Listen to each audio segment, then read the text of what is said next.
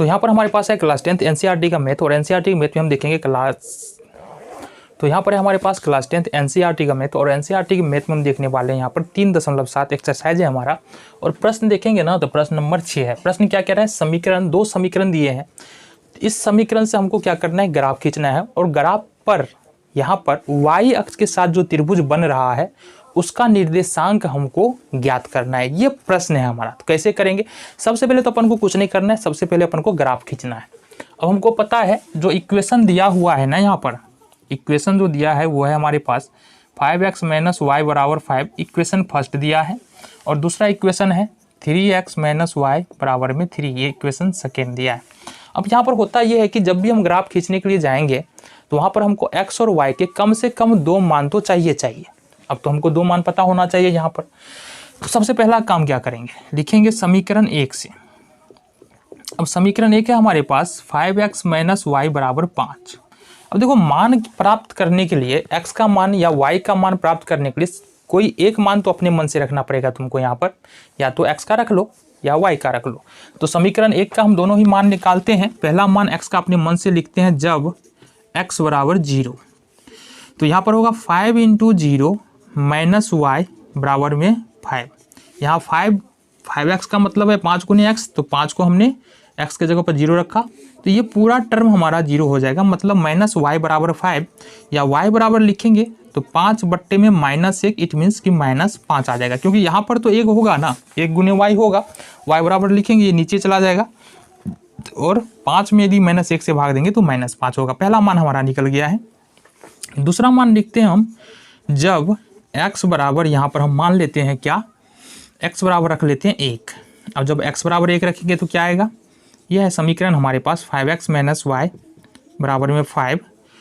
यहाँ से देखेंगे 5 × अब x बराबर हमने क्या माना 1, तो 1 हो जाएगा, y = 5। अब यहाँ पर देखो 5 × 1 क्या हो जाएगा, 5 - y = 5। अब 5 को अगर उठा के इधर शिफ्ट करें तो प्लस में, इधर आके माइनस में हो जाएगा, तो -y = 5 - 5 या -y = 0। अब यह माइनस रहने से कोई मतलब ही नहीं है, क्योंकि y का मान कितना आ रहा है, 0 आ रहा है। 0 में प्लस लगाओ माइनस लगाओ, कोई फर्क यहाँ पर नहीं पड़ता है। ठीक है जी, x और y का दोनों ही मान यहाँ पर आ गया है।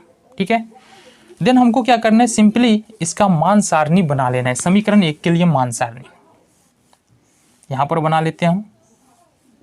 ये देखो, यहाँ पर पहला मान जो x का हमने माना था वो क्या माना था, 0, और y का मान जो आया था वो आया था -5। देन दूसरा मान जो हमने x का माना था वो माना था 1, यहाँ पर देखो 1, और y का मान आया था यहाँ पर हमारे पास 0। ठीक है, ये था हमारे पास समीकरण 5x - y = 5 का मान सारणी। अब दूसरे के लिए देखेंगे, दूसरा समीकरण, तो लिखेंगे समीकरण 2 से। स्टेप क्या था हमारा, स्टेप ये था कि दोनों ही समीकरणों में हमको 2 मान ज्ञात होना चाहिए x और y का। तरीका क्या है, एक मान अपने मन से रखना है x का, ठीक है, फिर पुनः एक मान अपने मन से रखना है, 2 मान अपने मन से रखना है x का, 2 y का मान आ जाएगा। इसी तरह से समीकरण 2 में भी हमको सेम काम करना है।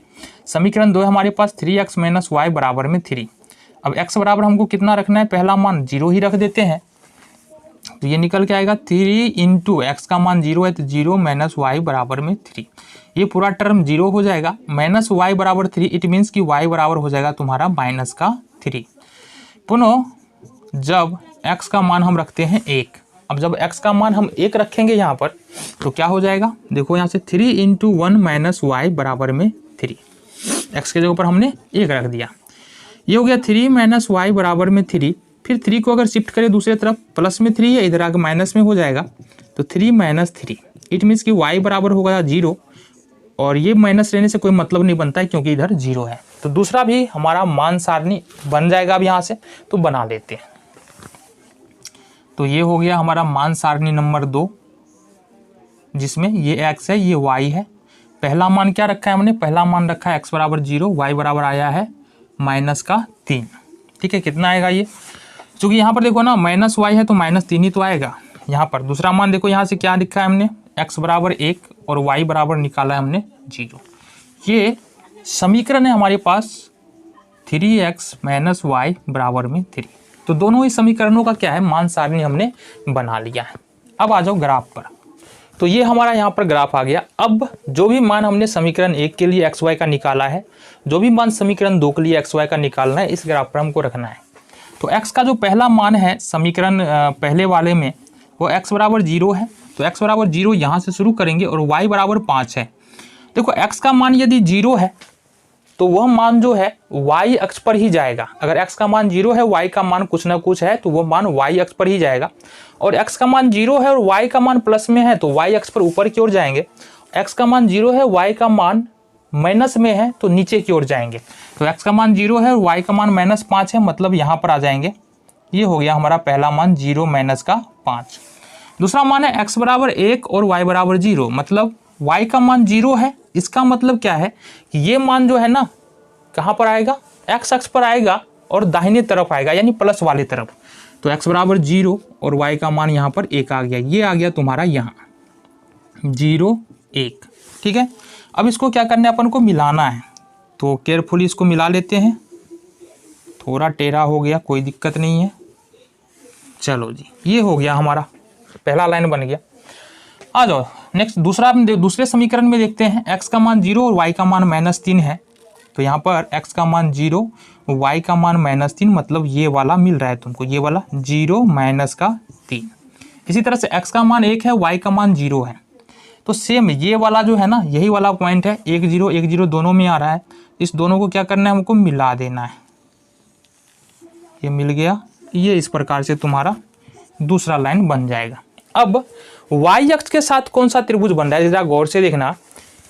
ये वाला त्रिभुज जो है ना, ये किसके साथ बन रहा है, y अक्ष के साथ बन रहा है। तो इस त्रिभुज का हमको क्या करना है, निर्देशांक निकालना है। तो गौर से देखो, इस त्रिभुज का निर्देशांक क्या है, हम क्या लिख सकते हैं, y अक्ष के साथ बने त्रिभुज के निर्देशांक। गौर से देखना, ये क्या हो जाएगा, निर्देशांक का मतलब वर्टेक्स क्या क्या होगा। तो यहाँ पर देखो, पहली शीर्ष जो है वो क्या है, 0 1 है, 0 1 हो जाएगा। दूसरी शीर्ष देखेंगे 3 0 है, 3 0 है। और तीसरी शीर्ष क्या है, 0 3 है, 3 0 नहीं 0 3 है।